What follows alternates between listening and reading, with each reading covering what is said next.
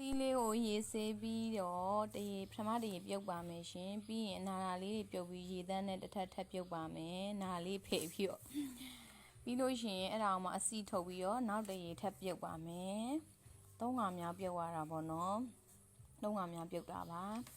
ဖန်ဖန်လေးမှစားခြင်းနဲ့ဆိုလဲနှစ်ရေပဲပြုတ်ပေါ့ပြုတ်ပြီးသားကိုစားလေးနဲ့နှံ့နေအောင်ဖွားဖွားလေးနေပါမယ်ရှင်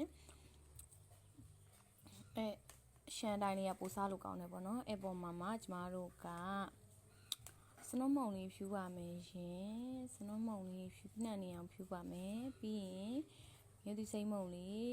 နှံ့နေအောင်ဖြူပါမယ်ရှင်ပြီးရင်တော့မဆလာလေးဖြူရပါမယ်ရုပ်သီးစိမ့်မုံဖြူပြီးရင်မဆလာဖြူတာတော့မရိုက်လိုက်ရပါဘူးရှင်ပြီးရင်တော့စီလေးချက်နေအောင်တိတ်ပေါ်ကလောင်းပြီးတော့ခါကြတော့နှံ့နေအောင်တစ်ထပ်မှွေလိုက်ပါမယ်ပြီးမှဒါလေးကနေထားပြီးသားပေါ့နော်ပြီးမှစက်သွန်ဖြူလေး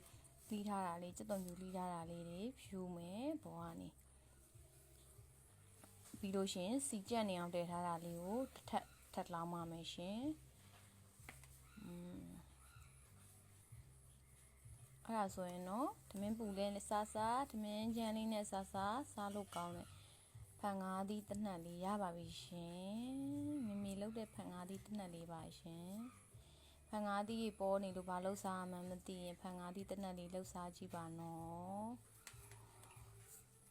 လုပ်ပေးပါအောင်ဆိုရင်လည်းစီပုံးနဲ့ဖန်ငါးသီးလာပို့ပါရှင်လုပ်ကျွေးပါမယ်ရှင် Thank you ပါကျေးဇူးတင်ပါတယ်ကြည့်ပေးလို့